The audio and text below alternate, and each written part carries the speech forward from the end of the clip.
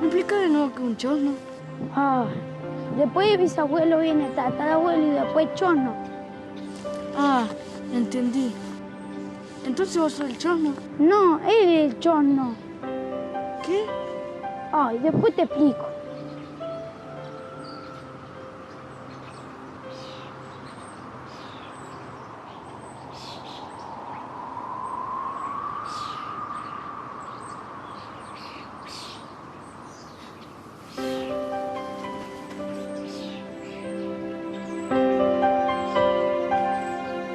San Martín no nació en la Argentina.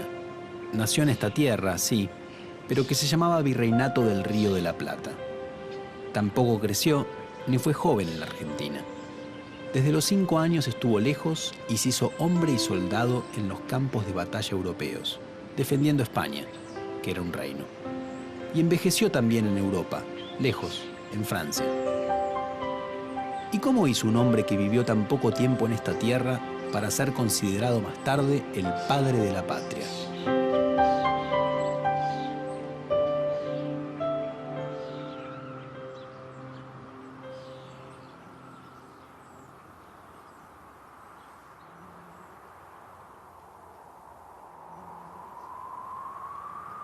Si nos apuramos, llegamos antes de la noche. Esto está en el puente Picheu, también me parece lejos. Ana, él ya fue. Si dice llegamos, llegamos. A ver, ¿tanto interesa saber lo que escondió tu chono?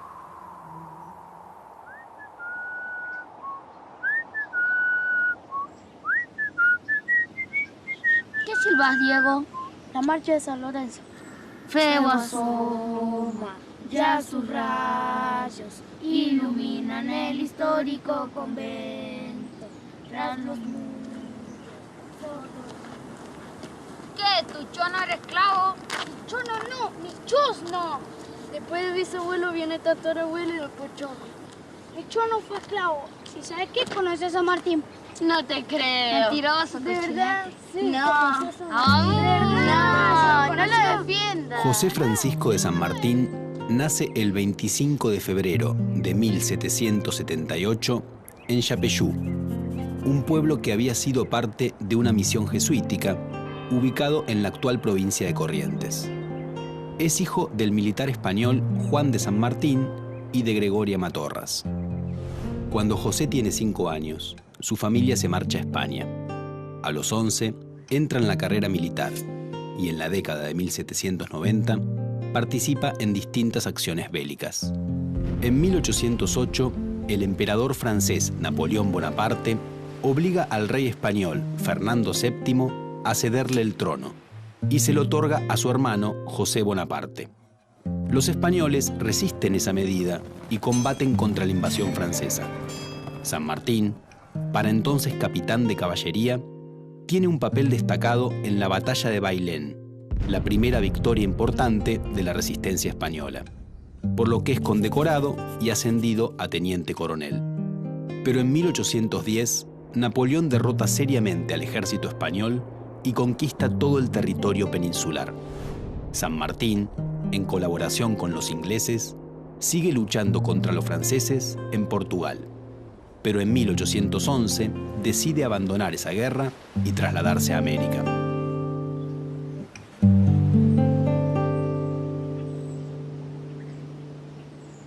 Pero yo no entiendo. Si tu chono era esclavo, entonces era negro. Sí, era negro y esclavo. Diego, ¿se lo puedo explicar? No, yo se lo explico. Mi chono se casó con una mestiza, hija de un indígena y un español. Y ahí nació mi tatarabuelo, que fue un sambo. Ahora no me acuerdo más de historia. No recuerdo bien qué me dijo mi papá. Y acá estoy yo. Llegó una carrera.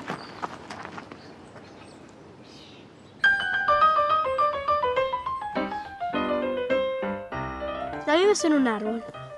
Yo no un árbol. Una planta. Un cerro. Un corcho. Una especie de choclo. Abuelo, bisabuelo, tatarabuelo, yo. Aceiga.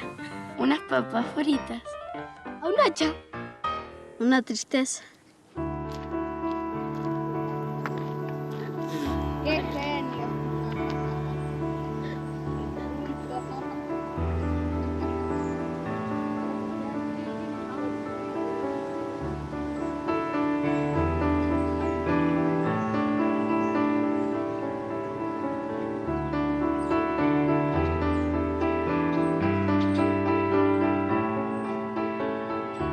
¿Por qué San Martín regresa a América si casi no había vivido allí? Desde 1808, los americanos prestan un entusiasta apoyo a la resistencia contra Napoleón. A pesar de eso, siguen siendo tratados como inferiores, lo cual va generando enfrentamientos entre españoles y americanos.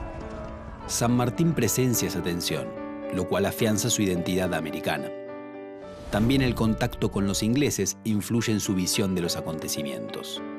En Inglaterra hay logias, es decir, clubes secretos, en los cuales americanos de distintas regiones conspiran para lograr la independencia de sus territorios del Imperio Español. Antes de viajar a América, San Martín pasa una corta temporada en Londres e ingresa en una de esas logias. Una segunda razón para volver es que en el Río de la Plata, donde hay pocos militares profesionales, un oficial destacado como él puede lograr una alta jerarquía. En España, en cambio, abundan los oficiales de carrera. El 9 de marzo de 1812, una fragata británica llega al puerto de Buenos Aires. José de San Martín viene en ella para ponerse al servicio de la Revolución rioplatense.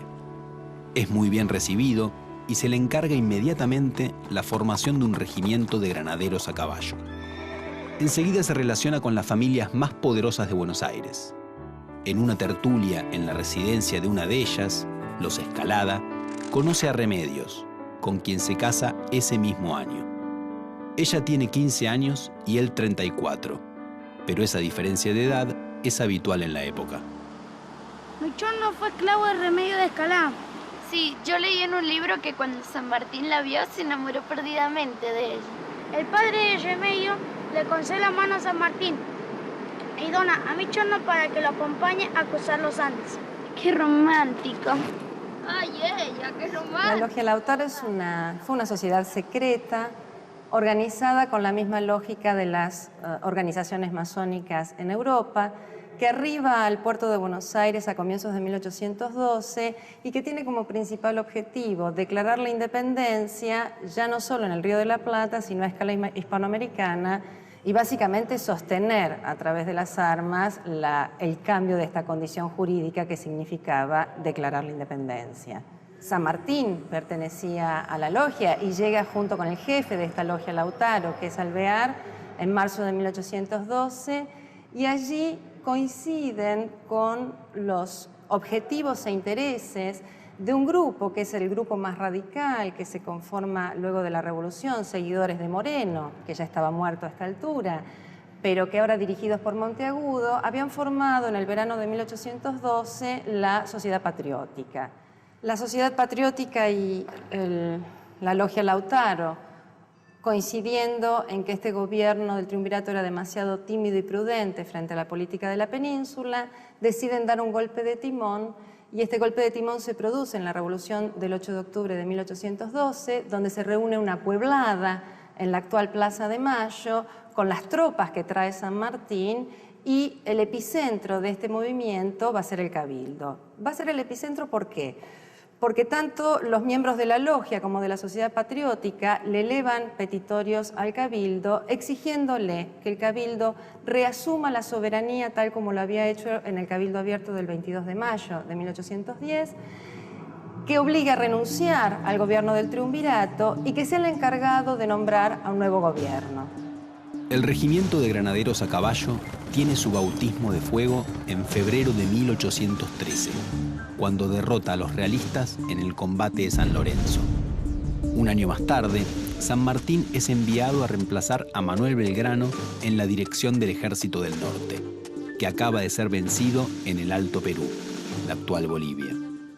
En las pocas semanas en que se mantiene como su comandante, confirma sus ideas acerca de que ganar la guerra, es decir, llegar hasta Lima, base del poder realista, a través del Alto Perú, es muy difícil por lo complicado del terreno y por la fuerte posición que allí tienen los realistas. Diseña entonces un plan alternativo que propone atacar primero a los realistas que ocupan Chile para luego avanzar hacia Lima por mar. Es por eso que San Martín pide ser relevado del mando del Ejército del Norte y ser designado intendente de Cuyo para llevar adelante su plan. Rápidamente, construye una excelente relación con la élite de Mendoza, capital cuyana. Cuando a principios de 1815 el director supremo Alvear intenta alejarlo de la intendencia, los mendocinos organizan un cabildo abierto que logra mantenerlo en el puesto. Al poco tiempo, el gobierno de Alvear cae. San Martín empieza a organizar el Ejército de los Andes y es designado su general. Presiona al Congreso, que se reúne en Tucumán en 1816, para que declare la independencia, ya que para empezar la campaña necesita estar al frente del ejército de un estado independiente y no ser calificado como rebelde. El nuevo director supremo, el porteño Juan Martín de Pueyrredón, le asegura su total apoyo a la campaña de Chile, mientras que San Martín le garantiza el respaldo de la logia Lautaro para gobernar. Sí, qué bueno. Salí vos. Fue rico. Yo soy San Martín, vos sos la Jera, vos sos Cabral. Y yo quiero ser remedio. ¡Cargalo! Bueno, vos sos Remedio. ¡Cargalo, Diego! Vos, prendelo, cochino. Tápese los oídos.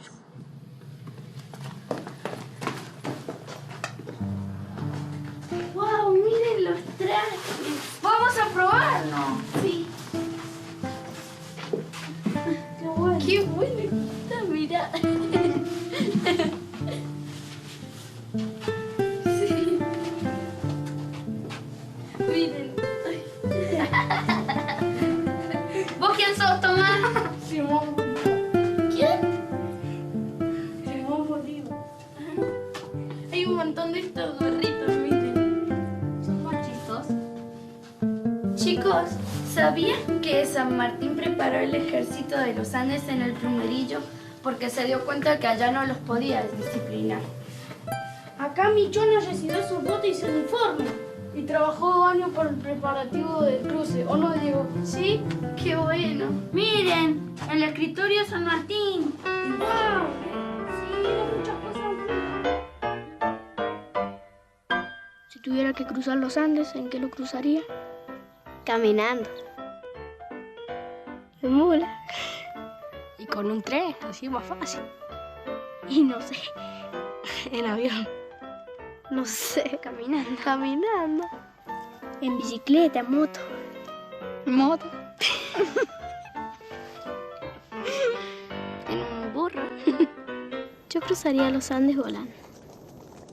En enero de 1817, el ejército de los Andes inicia el peligroso cruce de la cordillera para atacar a los realistas de Chile.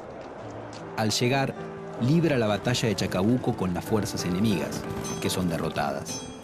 Como consecuencia, los patriotas liberan Santiago de Chile. Se reúne una asamblea de notables y le ofrece a San Martín el cargo de gobernador, pero él sugiere que se designe en la conducción política al general chileno Bernardo O'Higgins. Lo que queda del ejército realista se refugia en el sur, donde un tiempo más tarde recibirá refuerzos desde Lima.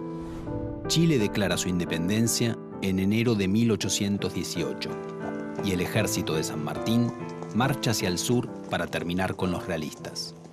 Estos lo sorprenden con un ataque nocturno en Cancha Rayada y obtienen una importante victoria, después de la cual avanzan sobre Santiago. A 2 semanas de la derrota, San Martín decide combatirlos frente a la capital chilena y el 5 de abril de 1818 consigue un triunfo total en Maipú. La batalla reafirma la independencia de Chile, pero la idea de los patriotas es que la independencia americana no está garantizada hasta conseguir derrotar el último foco de gobierno español en el continente, Perú.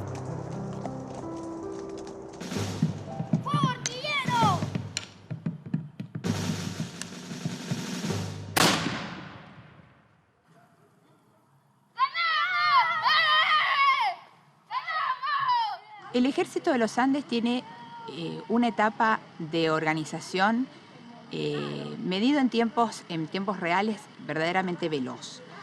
Eso dependió de una estrategia política liderada por San Martín y apoyada por el gobierno central en Buenos Aires, el gobierno revolucionario, que generó en poco tiempo una movilización de personas y de recursos realmente importante. estuvo formado por más de 5.000 varones, entre los cuales se destacaban contingentes provenientes de Buenos Aires y de otras provincias, por una población cuyana representada fundamentalmente por mestizos, indios y por negros esclavos. La imagen de ese cruce y de ese arribo al Valle Central chileno es prácticamente como un juego de ópera, ¿no? En donde diferentes falanges o regimientos van convergiendo en un punto después de llevar a cabo una estrategia, diríamos, de confusión, sobre todo para los generales y el ejército realista que estaba, ¿no es cierto?, del otro lado de la cordillera, que tenían conocimiento que se estaba armando un ejército en Cuyo. Esto no era desconocido por las autoridades realistas en Chile. Lo que ocurre es que hubo toda una estrategia de distracción, que pensaban que iban a pasar por el sur, cuando en realidad fue un efecto envolvente. Entonces, cuando el ejército realista se encuentra frente a esa agresión, diríamos esa campaña que realmente era ofensiva, ya tenía muy pocas chances de poder movilizarse para otro lado. Entonces, en la cuesta de Chacabuco se produce el enfrentamiento que da el éxito al ejército patriota. Saquen. ¿Y para qué es esto? Ustedes saquen. Bueno, los que tienen palos largos, que son los oficiales, comerán carne salada. Los que tienen palos cortos, que son los soldados, comerán galletitas de semona. Oh. Mateo, ¿puedo ir a buscar agua? ¿Por qué siempre yo?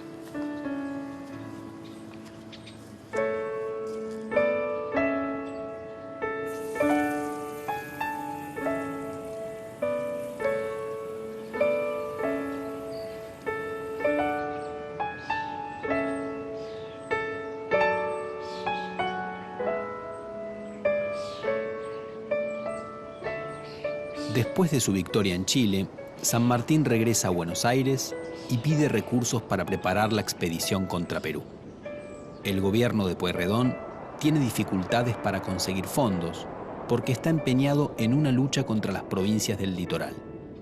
San Martín decide entonces abandonar la dirección del ejército y ante esa presión, el gobierno consigue parte del dinero. El resto lo obtiene O'Higgins en Chile. Sin embargo, antes de que empiece la campaña, el gobierno rioplatense le ordena que marche a Entre Ríos y a Santa Fe para dar fin a la resistencia contra el poder central. Pero San Martín se niega. Los entrerrianos y santafesinos terminan derrotando, en febrero de 1820, al gobierno central, que es disuelto. No queda ninguna autoridad por sobre las provincias. San Martín está entonces al frente de un ejército que no representa a ningún país concreto. Pone su mando a disposición de los oficiales, quienes votan porque él siga siendo el jefe. Así empieza la campaña del Perú.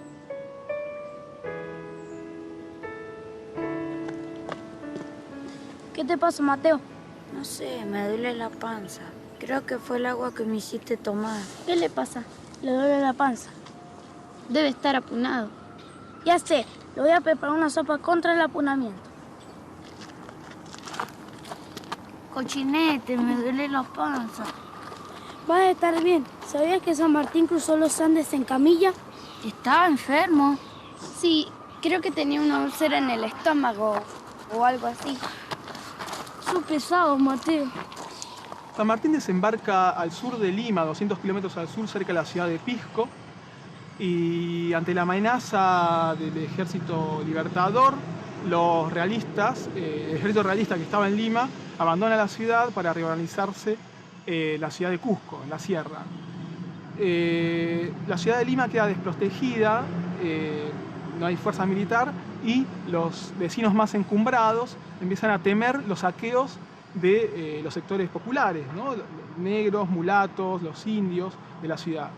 Entonces negocia con San Martín la entrada. Le exige a San Martín que entre, pero que imponga orden en la ciudad, y a cambio San Martín exige como condición que se decidan por la independencia.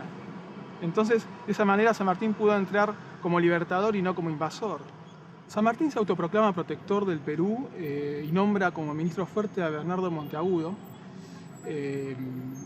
y este ministro empieza a tomar medidas impopulares entre la aristocracia, como por ejemplo una noche embarca a 600 españoles rumbo al exilio. Además de eso, surge una gran oposición republicana contra las intenciones que tenía San Martín y Monteagudo de que los peruanos eligieran como forma de gobierno el régimen monárquico constitucional. Encima de todo esto, San Martín tenía problemas dentro de la oficialidad, ¿no? del ejército, porque no tomaba medidas agresivas militarmente. Y a esto se le suma, por último, que ese periodo que pasó San Martín en Lima estuvo muy enfermo. Bueno, podemos concluir que por todas estas razones no fue muy grata la experiencia de gobierno de San Martín en Perú. Fortín Picheu, tercer campamento de la columna de las Heras del Ejército Libertador, 29 del 1 de 1817. Acá acampamos, guachines. Por fin llegamos. ¿Cuándo vamos a saber lo que escondió tu chono? Esta noche lo van a saber.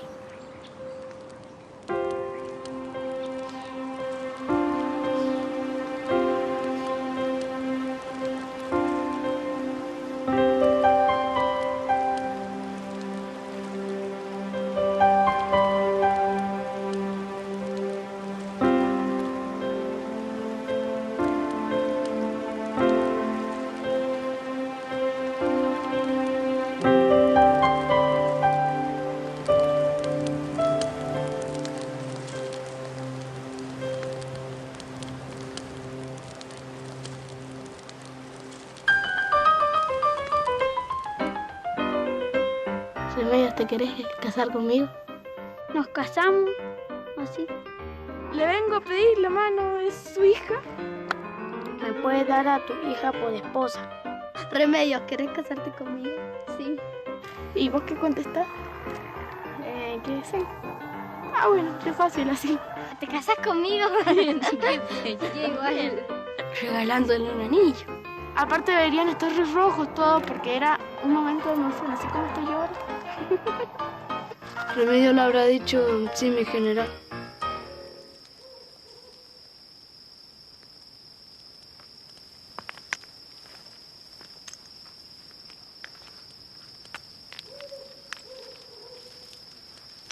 En este pozo están las cartas que escribió mi chosno. ¿Y las escribía cuando estaba con San Martín? ¿Sí?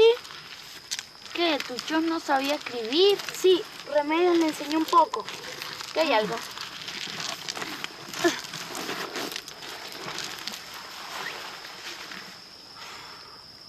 Esto era lo que les quería enseñar.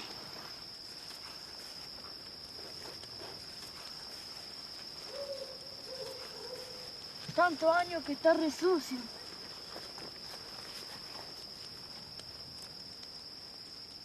Mi general eligió el sábado 8 de julio de 1821 para proclamar la independencia del Perú. Le encargó al Cabildo de Lima que preparara la ceremonia, de la misma manera en que se celebran las proclamaciones de los reyes españoles. San Martín escribió que donde antes el pueblo juraba su esclavitud, este glorioso día va a jurar su libertad. En la mañana de ese sábado se reunió una multitud. A mí me tocó estar de guardia delante del estrado, que se ubicó delante del Palacio Virreinal de Lima. Mi general había diseñado una bandera roja y blanca y un noble peruano la armó como estandarte. San Martín se la mostró a la multitud y gritó: desde ahora el Perú es libre y soberano. En julio de 1822, San Martín abandona Lima para encontrarse en Guayaquil con Simón Bolívar, el libertador del norte de Sudamérica. Nunca se supo qué se dijeron en esa entrevista secreta, pero el resultado fue que San Martín dejó la conducción de la última campaña contra los realistas en manos de Bolívar. Se ha especulado mucho sobre las razones de esa decisión, que San Martín estaba cansado, que los dos eran miembros de una logia masónica en la cual Bolívar tenía un grado mayor. Lo cierto es que San Martín no tenía ningún estado detrás y solo contaba con su ejército, al tiempo que Bolívar contaba con el apoyo de la recién formada Colombia y de un ejército poderoso que podía quebrar la igualdad de fuerzas que había entre patriotas y realistas en Perú. Mi general entró al Palacio de Guayaquil caminando rápido, dando pasos largos. Yo lo seguía de cerca. Mientras cruzábamos los salones, los oficiales del ejército colombiano lo iban saludando respetuosamente.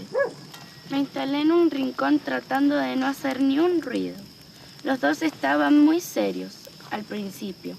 Bolívar casi no podía quedarse quieto. Mi general parecía incómodo. Enseguida se fueron apaciguando. San Martín fue el primero en hablar. Se acercó a Bolívar y dijo: ¿Cómo sigue esto?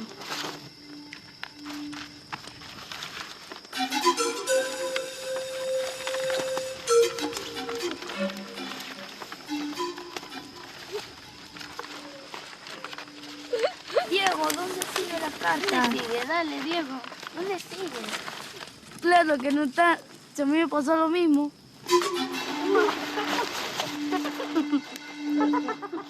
En las escuelas de Argentina se fue construyendo una imagen de San Martín necesaria, o al menos considerada necesaria, para poder construir una identidad nacional.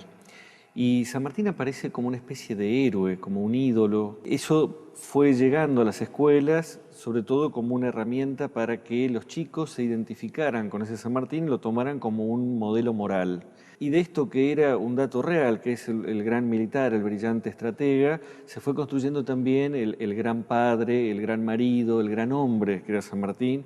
Uno puede pensar que San Martín efectivamente fue un gran hombre, un gran militar, un gran patriota, pero de ahí a pensar que fue un superhéroe o a pensar que fue perfecto, en realidad le estamos siendo poco honestos con San Martín y con los chicos. Creo que San Martín tiene muchos aspectos interesantes, pero también es un tipo que dudó, que tuvo angustias, que fue y vino, que tuvo contradicciones, y eso lo hace humano.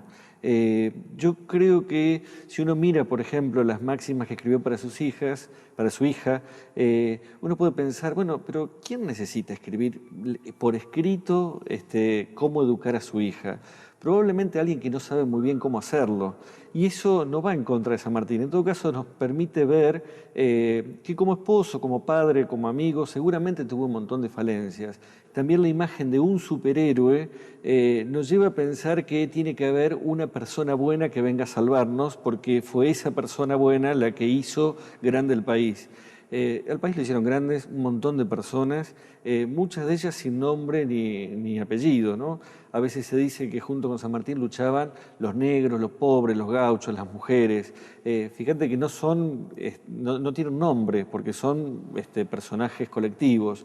Y también muchos de esos personajes colectivos pueden servir como ejemplo para mirar cómo entregarse a una causa, a una idea, a un objetivo en común. Y creo que San Martín, si estuviera presente, podría mirar hacia atrás y decir: lo más fuerte que hicimos fue aunar estas voluntades en un proyecto colectivo. En 1824, San Martín vuelve a Mendoza y pide permiso para regresar a Buenos Aires, donde su esposa Remedios está muy enferma. Bernardino Rivadavia, el ministro de gobierno de esa provincia, no se lo permite. El partido que gobierna Buenos Aires es hostil a San Martín, porque este se negó a luchar contra Santa Fe y Entre Ríos unos años antes. Cuando finalmente el general puede entrar en la ciudad, Remedios ya ha muerto. San Martín se reúne con su hija Mercedes, a quien apenas conoce, y se marcha con ella a Europa. Cuando el grupo de Rivadavia cae en desgracia, San Martín vuelve al Río de la Plata. Al llegar se encuentra con que su antiguo subalterno, el general Juan Lavalle, ha fusilado al gobernador de Buenos Aires, Manuel Dorrego. Lavalle le ofrece la gobernación, pero San Martín se niega a ingresar en las luchas civiles y retorna a Francia. Se instala en una casa en un suburbio de París, Granbourg. Una vez más, querrá volver a América, cuando en 1845 ofrece sus servicios de anciano general contra el bloqueo anglo-francés a Buenos Aires. Muere tiempo más tarde en Boulogne-sur-Mer, el 17 de agosto de 1850.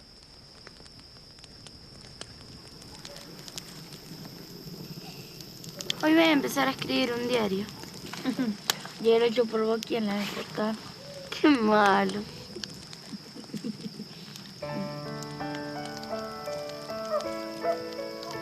Tu chono era un genio, Diego.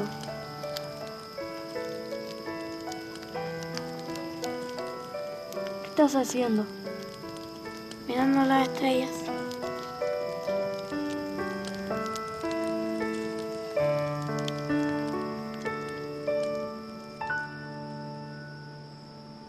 Cuando decimos que San Martín cruzó los Andes, no decimos que lo hizo solo.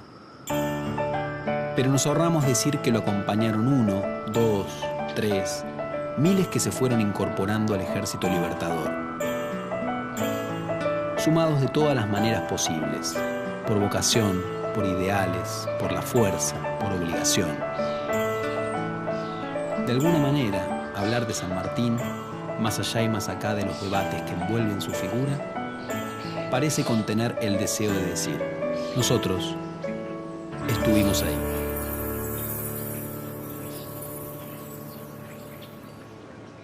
Chao, cochinete. Chao, tomaticán. Chao. Chao, Ana. Chao. Chao. Nos vemos mañana en la escuela.